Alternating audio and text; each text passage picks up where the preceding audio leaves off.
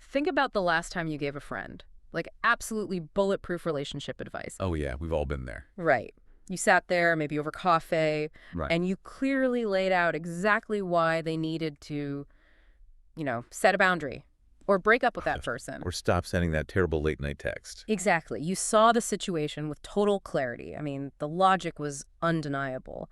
But then, maybe a week later, you went home, stared at your own phone at midnight, and you sent the exact same kind of toxic, desperate text to your own ex. It's the great humiliating universal experience. It really is. You knew exactly what the right thing to do, you possessed the perfect knowledge, and it had absolutely zero impact on you actually doing the right thing. Well, we usually think of human knowledge like a simple algorithm, right? Like input data, output action. Yeah, you write the code, the computer runs it. Exactly. You acquire the information, you execute the behavior, Yeah. but then you step into the actual lived reality of having a human brain, and suddenly that algorithm is completely useless. It just crashes. You sit there holding the manual, knowing the instructions by heart, and you watch yourself do the exact opposite. Yeah. And usually when we hit that massive, frustrating gap between knowing and doing, we just beat ourselves up. We call ourselves hypocrites. We feel guilty. Right. We assume there is something morally broken inside of us. Like, Yeah. we treat that gap as a character flaw or a failure of willpower Mhm. or just flat-out irrationality. And that universal, incredibly frustrating gap is exactly what we are getting into today because, well, if you are listening to this right now, you have been there. You have lived in that gap. We all have. Today's deep dive pulls from this really fascinating intersection of disciplines. We are weaving together classical Greek philosophy, systems theory, cognitive psychology, and evolutionary biology. There's a really diverse stack of sources today. Yeah, it is. And the mission today is to completely dismantle how you view your own bad decisions, your mistakes, and your own hypocrisy. Because we are going to reframe the entire concept of failure. Looking strictly inward at your own failures, your own misapplications of knowledge, well, it isn't an exercise in self-flagellation or guilt. It is actually the ultimate, scientifically backed, structural shortcut to understanding human behavior as a whole. Okay, let's unpack this. Because the central, seemingly counterintuitive idea we're starting with is that your past failures, those exact moments where you were a total hypocrite, where you knew better but didn't do better, are actually your most valuable cognitive structural tools. Yes. And to really grasp this, we have to start with a concept from classical Greek philosophy known as the dyad. Right, the dyad. Yeah. D-Y-A-D. Oh. This is the foundational idea we have to grapple with if we want to understand why our brains crash the way they do. Hold on, you're losing me right out of the gate here. When I hear the word dyad, I immediately think of Star Wars. Oh, sure. Like the light side and the dark side, good versus evil. Two opposing forces locked in an external battle. Is that what we were talking about here? That is exactly how it is most commonly interpreted in everyday language. Yeah. And, well, it is entirely wrong in this context. So no lightsabers. No lightsabers. Yeah. The classical philosophical texts, when you read them through a structural lens, they argue that viewing the dyad as a conflict between two different people or two opposing cosmic forces is just a complete misunderstanding of machinery. Okay. The dyad is not an external battle. It represents a structural relationship between two states of a single system. A single system, meaning just you. It's not you fighting an enemy. It's literally just you. Exactly. It's about you in transition. Think of the dyad as the necessary transition between two highly specific states within your own operating system. And those states are? The state of misalignment and the state of application or alignment. And this is where it gets critical because it completely flips how we view our internal struggles. Well, what we so often perceive as an opponent, like an external enemy, a conflicting force, or even like a dark side of our own personality fighting the good side, is actually just our single, unified system encountering its own internal contradiction. So let's break down this misaligned state, because the way it's defined in these philosophical frameworks is so precise. It's defined as proximity to truth without enactment. Proximity to truth without enactment. Yes. That is a deeply uncomfortable mirror to look into. It is uncomfortable because, frankly, it leaves you nowhere to hide. In the misaligned state, you cannot claim ignorance. Right, because you know better. Exactly. The knowledge is absolutely present within you. You possess the necessary information, you know the truth of the situation, the correct boundary to set, the right health decision to make. You have it all. But that knowledge does not govern your behavior. It is sitting right there, but the execution fails. So what happens to the knowledge? Like, if it's there, but I'm not using it, where does the energy go? It gets misplaced. Instead of action, you get hesitation. You get internal contradiction. Oh, like when I know I need to go to the gym, but I suddenly find 10 other things I urgently need to do. Right. The system substitutes the correct action with an excuse or a rationalization or a delay tactic. The machinery, meaning your mind and body, contains every single piece of data it needs to execute the correct behavior, but it fails to connect the wires. It's just a misfire. Exactly. This produces a structural split. What you know and what you do diverge completely. You are adjacent to the truth, but you are not enacting it. There's a fascinating mechanism here that gets described in the sources as Gnostic reasoning. And we should clarify immediately because the word Gnostic usually makes people think of ancient mysticism or secret desert cults with hidden scrolls. Yeah, that's the usual association. But in this specific structural context, it's not mystical at all, right? Not in the slightest. It's profoundly mechanical. Ugh. Think of Gnostic reasoning here as a form of structural insight. It's like reverse engineering. Okay, reverse engineering. You can't understand how a complex mechanical clock works just by staring at the numbers on the face. You have to wait for it to break, open the back panel, and look at exactly which gears stop turning and why. So the breaking is required to understand the mechanism. Exactly. The Gnostic logic here insists that the aligned state, the state where you actually execute the right behavior, where the clock keeps perfect time, cannot possibly exist without the misaligned state occurring first. Wait, really? Yes, you cannot build the robust, aligned system without first experiencing the failure of the system. Let's make sure we are hammering this home because it completely contradicts how we raise children, how we manage employees, and how we judge ourselves. You literally cannot get to the part where you reliably do the right thing without first going through the state where you know the right thing and fail to do it. It feels backwards, right? Yeah, it means the failure is a prerequisite. Yes, it is. Encountering and recognizing the failure, that precise contradiction between your knowledge and your action, is the exact mechanism that makes the correction possible. So it's not me just being a bad person. No. It is a structural incompatibility. It is not a moral failing. You have to see how your knowledge fails to become action before you can build the internal mechanism to correct it. It's the software algorithm analogy again. Right. When an app on your phone freezes and crashes, it's rarely because some evil hacker injected a virus into it. It's almost always a contradiction in its own code. Precisely. The app has all the lines of code it needs to function, but somewhere deep in the architecture, two commands contradict each other. The system encounters the contradiction, doesn't know what to do, and freezes. And a software developer doesn't look at that frozen app and say, wow, this app is morally corrupt. Right. They don't say this app is inherently evil and lacks willpower. No, they say, where's the structural incompatibility? Show me the crash log. Exactly. Show me the crash log. They look for the exact line of code where the application failed to execute. And they can only write the patch, they can only fix it because the crash revealed the flaw. The crash was an absolute necessity to show the developer the misalignment in the code. Without the crash, the flaw stays hidden forever. That is a brilliant way to conceptualize it. Because the software crash isn't the death of the application, it's the disclosure of its current limits. Yeah. It is the system telling you exactly where it needs structural support. That makes so much sense for personal habits. Right. In the human system, when we fail to apply our knowledge, when we text the toxic Eckerts despite knowing better, we aren't encountering a moral dead end. We are encountering the exact condition that makes the transition to alignment possible. Because we finally see the bug. Exactly. Without having seen exactly how the internal code fails, there's no mechanism for writing the human patch. Okay, I track with you on the internal stuff. I completely buy the software glitch analogy when it comes to my own bad habits. Okay. But I have to push back here, and I want to push back hard, because we aren't just talking about individual habits like eating a donut when you're on a diet. We are talking about human behavior, which includes how we treat each other. That's a fair point. If misalignment is just an internal state of a single system crashing, how does this framework deal with actual harm?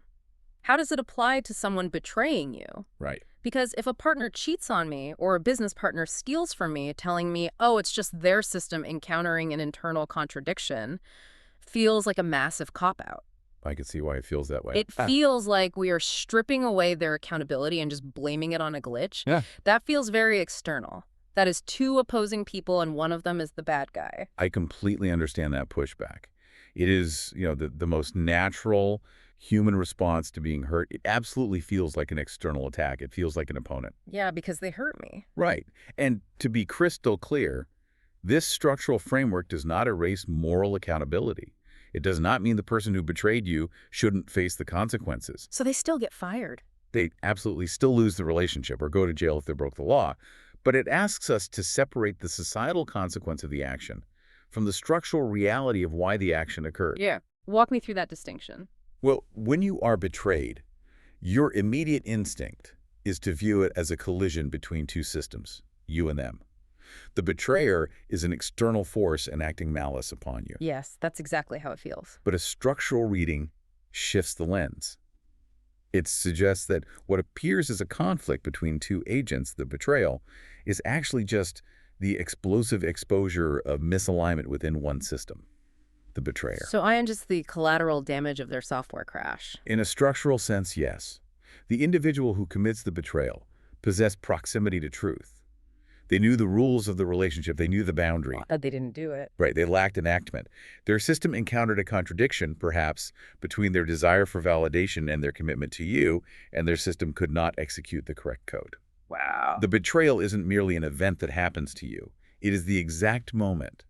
The gap between their knowing and their doing becomes visible to the outside world. It's a disclosure. A disclosure. Yes, the system, the betrayer, could no longer hide the fact that their knowledge of how to treat you was not actually governing their behavior. Wow. So the betrayal is just the moment the invisible internal gap suddenly becomes visible. The misaligned state can't sustain itself in secret anymore, so it fractures outward. And we call that fracture a betrayal. Precisely. A system cannot sustain a faulty pattern forever once the mechanism that supports it is no longer hidden. Once that contradiction is fully seen, the prior configuration cannot continue unchanged. Meaning the relationship is altered forever. Right. The relationship has to reorganize or end. Again, this is not an excuse. You still fire the employee. You still break up with the partner. But the anger changes. Exactly. Beneath your entirely justified moral anger is a structural reality. You are witnessing knowledge disconnected from action. And understanding that distinction is crucial for your own survival because it stops you from internalizing their crash as a reflection of your worth. That is incredibly heavy, but also strangely relieving.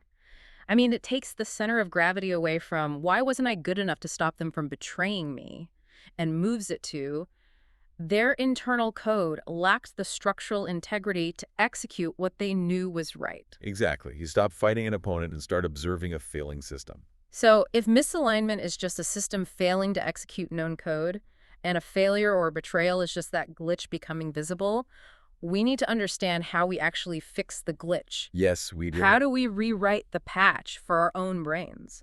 Which brings us directly to the concept of practical wisdom. And here we need a radical redefinition of practical wisdom. Because culturally, we have a very unhelpful image of what wisdom looks like. We really do. We usually think of practical wisdom as this abstract, pristine ideal. You picture a perfectly wise person, maybe a monk sitting on a mountain, perfectly balanced, who just intrinsically knows the right thing to do and always effortlessly does it. Right, the sage who never makes a mistake, the person who was just born with a perfect algorithm. But that is a myth. Practical wisdom is not a download from the universe. It is not introduced from the outside. It's not a set of rules you can memorize from a self-help book. So where does it come from? Practical wisdom is uncovered strictly from within lived experience. The method of gaining wisdom and the wisdom itself are the exact same thing. And the method relies entirely on something called the former self, the self that missed the mark, the self that crashed. You have to retain that former self as a working reference. It becomes your internal archive of failure. What's fascinating here is how this framework demands we repurpose our own memory. Think about how we typically use the memory of our past mistakes. Oh, I use it terribly. Right. We use it almost exclusively as an emotional torture device. We use it to tell a very specific, punishing narrative about who we are. Like, remember when I lied to get out of that commitment? Remember when I drank too much and ruined that dinner? I'm a terrible, unreliable person. Oh, the 3 a.m. cringe reel. We all know it. You're staring on the ceiling and your brain decides to play a highlight reel of every single time you were a hypocrite, a coward, or a fool, going all the way back to middle school. Exactly. And that is a complete waste of data. That is narrative recall, drenched in guilt. We need to use memory not as an emotional weapon, but as structural access. Structural access. Yes. You retain the former self not as an identity. You don't label yourself a liar or a failure. And you definitely don't retain it as guilt. You retain it as raw, clinical evidence. So I just look at it objectively. You purposefully re-enter the past failure.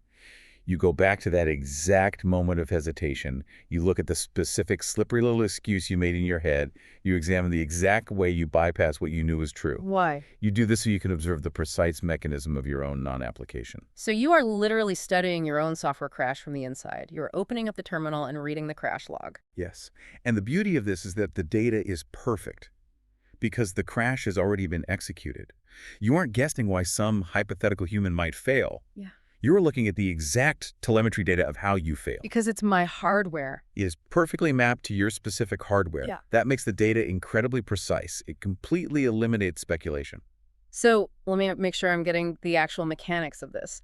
When I pull up that crash log, when I retain that structural memory of my own hypocrisy or my own failure, what does it actually do for me in the present moment? Like, how does staring at my past failures make me wiser today? It acts as an internal early warning system. Pattern recognition. Once this highly specific pattern of failure is retained without the blinding fog of guilt, it operates recursively. Okay, what does recursively mean here? The system learns from its own failure to learn. So let's say a year later you were in a completely different situation. But slowly, the exact same gap between knowledge and action begins to form in your mind. Because you have retained the pristine structural data of the past failure, your system recognizes the current gap before it can complete the cycle. Because it recognizes the shape of the glitch. It says, wait, hold on. I know this specific feeling of hesitation in my chest. I know the specific type of rationalization I'm whispering to myself right now. Exactly. It's like, I've run this exact sequence of code before, and I know for a fact it ends in a catastrophic crash. Precisely. Recognition replaces guesswork. The memory of the failure, the structural memory, not the emotional memory, becomes the trigger for intervention. Because it's seen it before. The system intervenes because it has already seen this exact pattern run to completion, and it knows exactly where the cliff is. That is incredible. And what I love about this is that it completely eliminates the need to relearn life lessons from scratch over and over again. Because you aren't retaining the specific narrative context of the failure, you are retaining the structure of the failure. Yes. And that structure is totally transferable to wildly different situations. Let's illustrate that transferability because it is the core of practical wisdom. Let's say your internal archive of failure has a very clear, clinically observed record of a time you failed to speak up at a job. Okay, I can picture that. You were in a meeting, you knew a massive project was going completely off the rails. Yeah. You had the data to prove it, but you hesitated.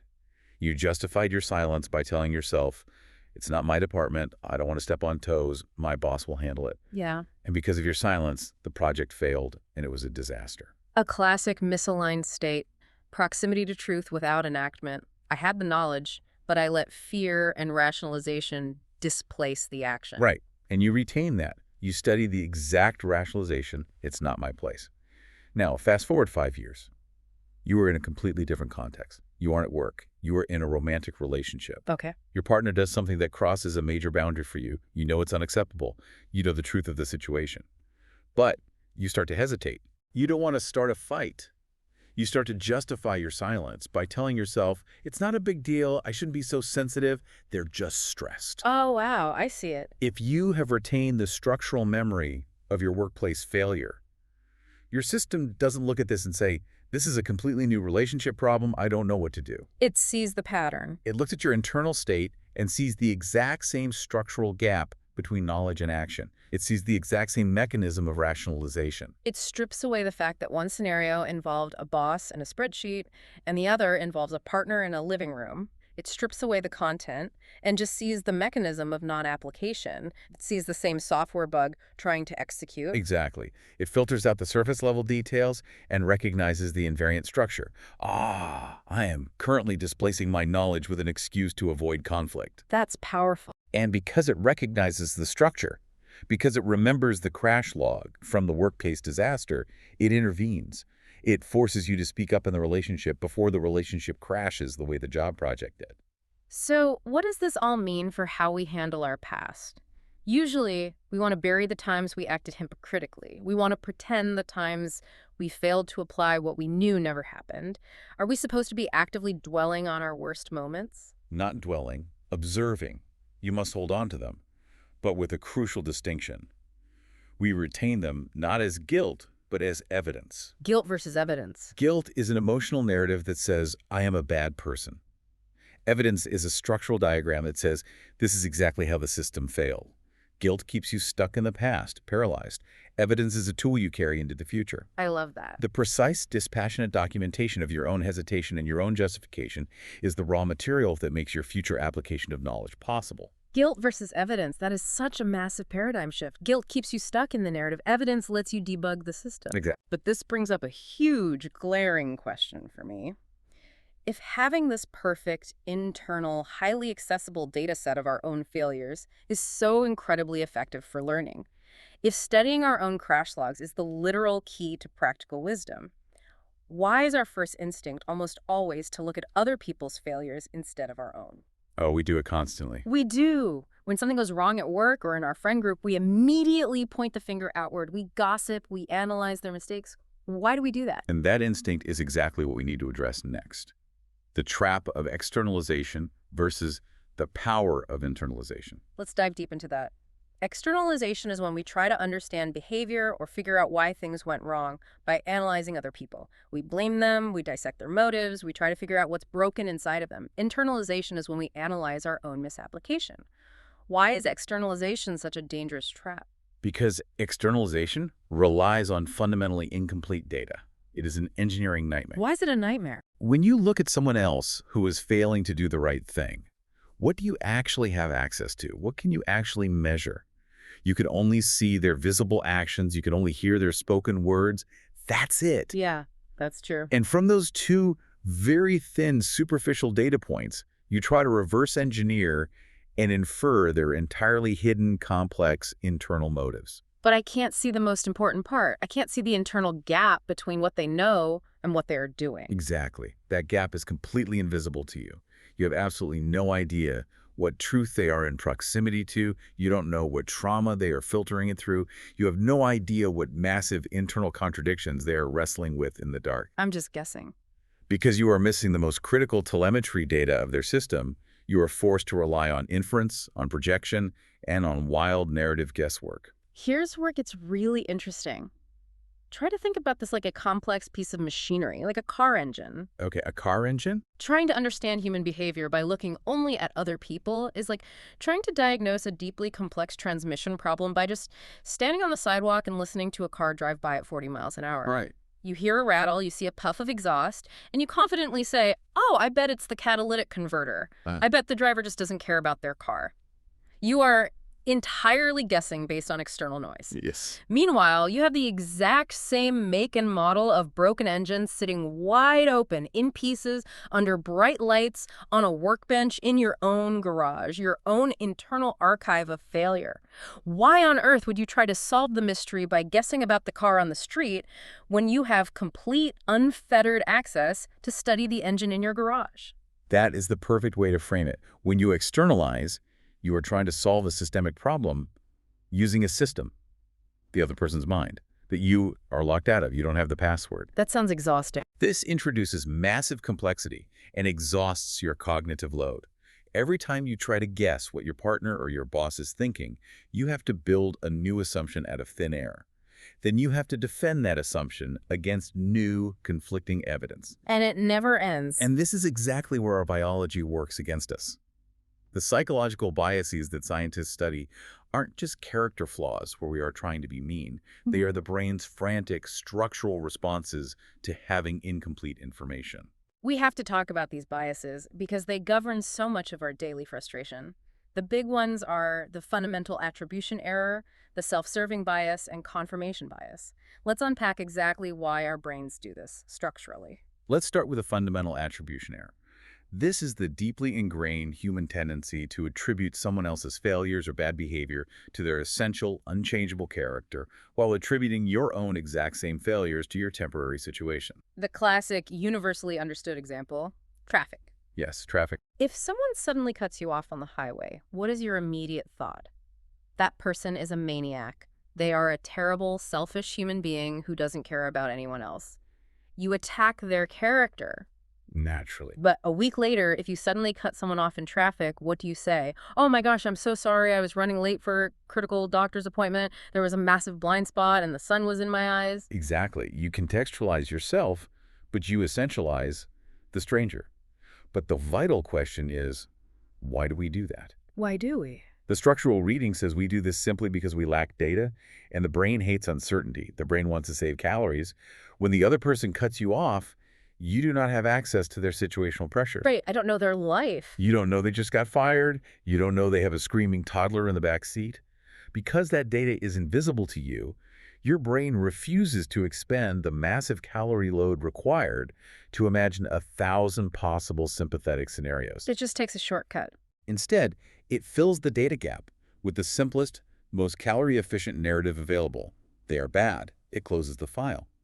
But when you cut someone off, you have total instantaneous access to your own internal data. You know exactly what massive pressures you are under, so you factor them in effortlessly. And the self-serving bias works right alongside that. It's the immune system for our ego. We build an elaborate context for our own failures to protect our self-image, but we deny that context to others because it's too much work. Exactly. And then confirmation bias steps in and locks the whole false architecture in place. Yes, confirmation bias is the brain cementing its calorie-saving shortcuts. Once you decide, based on incomplete data, that your coworker is a lazy, terrible person because they missed one deadline, your brain creates a filter. A filter. From that moment on, you only notice the things your coworker does that confirm they are lazy, and you completely ignore or dismiss the 10 times they stayed late to help the team. Because changing your mind requires reopening the file and spending more calories. But think about how exhausting it is to actually live like that. Look at the massive cognitive load required to maintain that external narrative. It's huge. You are constantly building assumptions, tracking their behavior to try and prove your assumptions, getting furious when they act out of character, moving the goalposts. It is utterly exhausting. It is incredibly inefficient. The anthropologist Gregory Bateson, a pioneer in systems theory, explained exactly why this fails. Bateson emphasized that for any system to learn effectively, whether it's a thermostat, a computer, or a human being, it requires a feedback loop that is direct, relevant, and accessible. And externalizing isn't direct. Externalizing provides incredibly weak indirect feedback. You observe an error in someone else, but because you can't see the internal mechanism of why they made the error, you can't map it onto your own internal processes to learn from it. It's like trying to fix your own golf swing by watching someone else hit a ball into the woods. But internalizing provides perfect, high-fidelity data. When I analyze my own past failure, the feedback loop is closed and perfectly matched to my system. Because it's your swing. Right. I don't just see that something went wrong. I see exactly how it went wrong inside the actual machinery of my brain. I know exactly which wire crossed. Which brings us to the profound, almost physical relief of this framework. It drastically reduces your cognitive load. I want to highlight this for anyone listening who considers themselves an overthinker. If you lie awake at night, constantly analyzing your relationships, constantly trying to read the tea leaves of what a text message meant, this is your way out. Think about the freedom here. You no longer have to exhaust yourself trying to guess what your boss or your partner or your best friend is secretly thinking. You don't have to construct these elaborate, draining conspiracy theories about their hidden motives. Because when they do something hypocritical or hurtful or frustrating, instead of desperately trying to read their mind, I just match their external behavior to a structural pattern I have already lived internally. I look at them, and instead of judging their character, I think, I recognize this exact shape. I know this glitch. This is exactly what I do when I am terrified of confrontation, but I know I need to set a boundary. I get passive-aggressive, and I delay the beating. You've lived it. I don't need to read their mind. I just read my own archive of failure. Precisely. You shift the entire operation from asking the impossible question, what are they thinking, to recognizing the structural reality.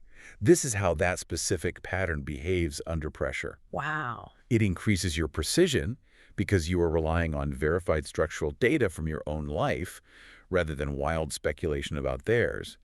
And importantly, it naturally limits your distortion and your anger. Because I know how easy it is to make that mistake. Because you know from your own visceral experience exactly how easily that specific failure occurs, how easily the wires cross, you are far less likely to moralize or exaggerate their failure. You realize that the absolute distinction between self and other is an illusion at the level of structural mechanics. You realize we are all running incredibly similar software on very similar hardware, and we're all prone to the exact same types of catastrophic crashes.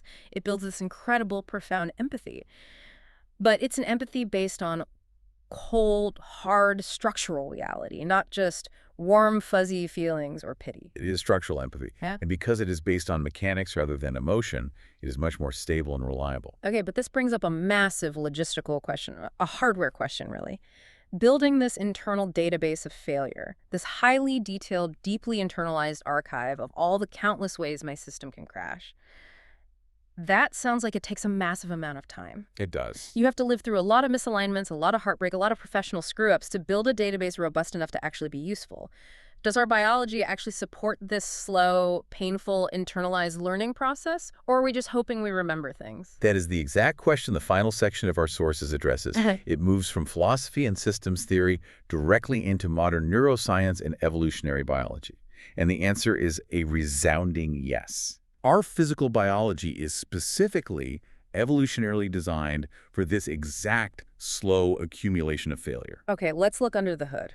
Where does the neuroscience come in? How does the brain actually do this? It starts with the prefrontal cortex. This is the region of the brain sitting right behind your forehead. It is essentially the CEO of the brain. The CEO. It is responsible for self-regulation, future planning, complex impulse control, and the integration of competing information.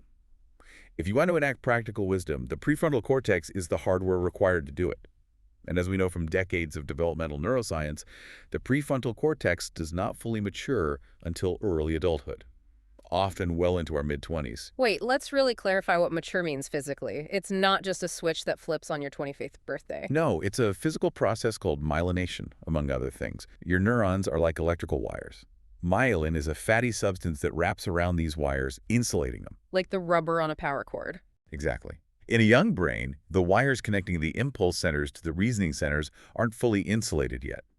The electrical signal for stop, think about the future, leaks out or moves too slowly to override the signal for do the fun, impulsive thing right now. Oh, that explains so much about teenagers. As you age into your 20s, your brain wraps more and more myelin around those crucial pathways, making the signals lightning fast and highly efficient. So before our mid-20s, our brain is literally, physically, structurally limited in its ability to consistently apply knowledge, even when we completely possess that knowledge.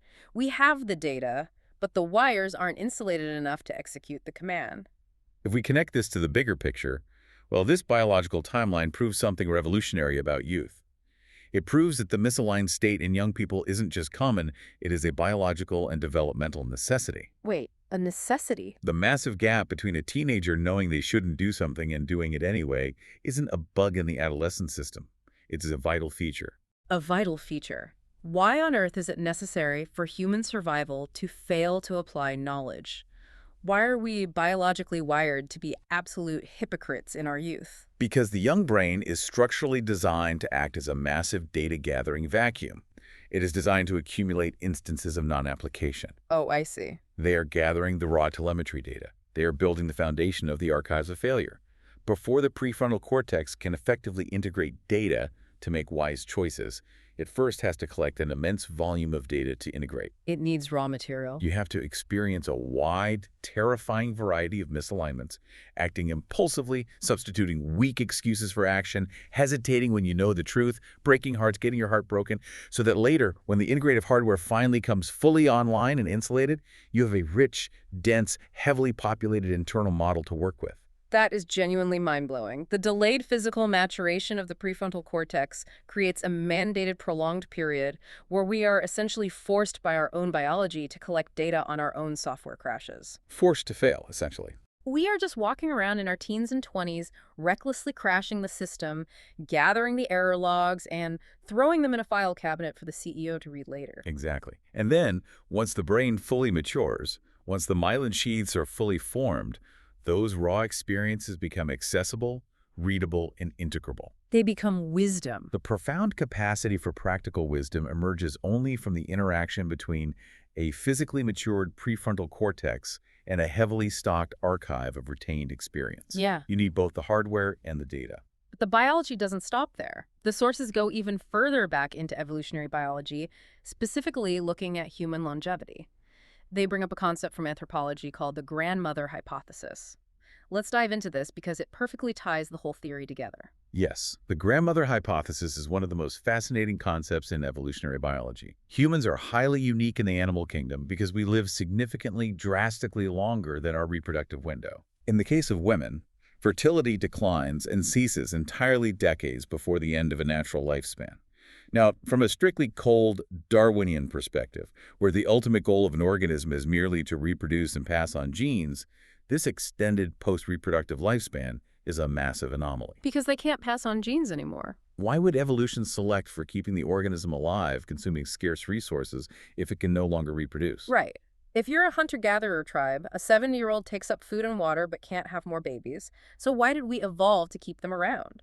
And the grandmother hypothesis suggests it's because post-reproductive individuals contribute fundamentally to the survival of their offspring's offspring. Yes, they are essential. They provide vital childcare, complex foraging knowledge, guidance, and deep social stability. They are the glue that keeps the tribe alive during famines or crises. Exactly. Yeah. But our sources map this specific biological reality perfectly onto the structural framework of the internal archive we've been discussing. This extended post-reproductive human lifespan can be understood as the biological provision of time perfectly designed for the continuation of integration. Meaning, evolution literally gave us extra decades of life just so we have the time to fully process, cross-reference, and apply the massive archive of failure we built up when we were young and reckless. Precisely. The later stages of life provide the ideal, low-noise conditions for consolidating a lifetime of retained failure modes. Think about it structurally. Okay. In your later years, your physiological system is no longer primarily engaged in acquiring frantic new baseline information. You aren't desperately trying to figure out how dating works or how to survive a workplace or responding to the immediate overwhelming hormonal pressures of reproduction and early survival. You're not distracted by the chaos. The noise has died down. You finally have the biological bandwidth and the fully integrated hardware to operate almost entirely from accumulated structure. This completely redefines what we mean by the word expertise. Culturally, we often think of an expert as someone with a lot of formal education. You spend 8 years at a university, you memorize the textbooks, you get a fancy degree, boom, you are an expert. That's the modern assumption, yeah. But according to this biological and structural framework, formal education only gives you the data. It only gives you the potential to act. It gives you proximity to truth. But as we established in the very beginning of this conversation, proximity to truth is the literal definition of the misaligned state. Oh, wow. A newly trained 25-year-old individual may possess all the correct cutting-edge information in their field, but they completely lack the dense internal archive of misalignment necessary to actually use that information consistently across varied, chaotic, real-world conditions. Because you can't fast-track practical wisdom. You simply haven't had the chronological time to fail in enough diverse ways yet. You haven't run the perfect textbook code under enough different real-world pressures to see where all the hidden, messy human glitches are. Exactly. In sharp contrast, an older individual with extensive lived experience has painstakingly developed a dense, highly intricate internal model of both failure and correction. They have the map. Their true effectiveness, their practical wisdom, derives not from knowing more abstract facts than the 25-year-old. They might actually know fewer facts, but from having personally encountered, retained, and integrated a vast branching array of failure modes. That is so true. They don't just know what's supposed to work on paper. They have a deeply internalized visceral structural map of exactly how, why, and when things inevitably fail. They know exactly which gears in the clock are going to snap under pressure because they've snapped them all themselves. I am just blown away by how liberating this entire perspective is. It really changes how you see your life. Think about what this means for you, the listener, right now, depending on where you are in life. If you are young, if you are in your teens or 20s or even 30s, and you are constantly frustrated by your own hypocrisy, if you beat yourself up because you know exactly the kind of partner you want to be or the kind of worker you want to be, but you keep messing it up, You need to hear this. You need to give yourself some grace. Your brain is literally, biologically, in the data gathering phase. You are supposed to be out there documenting these misalignments. Just make sure you are actively retaining them as clinical evidence, not drowning in emotional guilt. Let the crash happen and save the log. Yes. The structural goal in youth is not flawless perfection. It is the accurate, courageous retention of the structure of your own failures. And on the flip side, if you are older, this entirely validates your immense, irreplaceable value to your family and your community. Your value isn't that you are perfect or that you lived a pristine life and never made mistakes. Far from it. Your immense evolutionary value to society is precisely because you possess a rich, highly integrated, fully indexed catalog of your own historical foolishness. You are the master mechanic simply because you have blown up the most engines in the shop. The master mechanic because you have blown up the most engines, I think that captures the essence of practical wisdom perfectly. True wisdom is not an absence of error. It is the total integrated mastery of the structure of error. So what does this all mean? Let's synthesize this entire winding journey for you.